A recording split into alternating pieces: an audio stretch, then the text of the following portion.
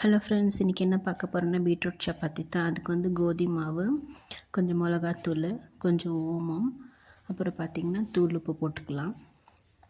இதுக்கு நீங்கள் வந்துட்டு இஞ்சி பேஸ்ட் கூட போட்டுக்கலாம், பட் நான் போடல.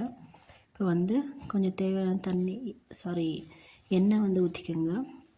எண்ணெய் ஊற்றிட்டு பீட்ரூட் அரைச்சிருக்கிறோம் இல்லையா, அதை ஊற்றிக்கோங்க.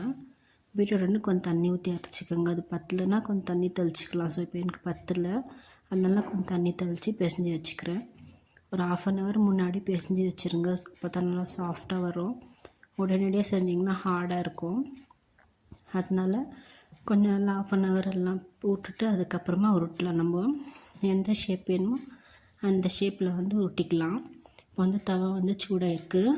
ஸோ போட்டு எடுக்க வேண்டாம், நல்லா கலர் வந்து சேஞ்ச் ஆகணும். ஸோ பாருங்கள், இந்த மாதிரி சேஞ்ச் ஆகிட்ட பிறகு இப்போ நம்ம பீட்ரூட் சப்பாத்தி ரெடி ஆயிடுச்சு. ஸோ இந்த வீடியோ பிடிச்சிருந்தா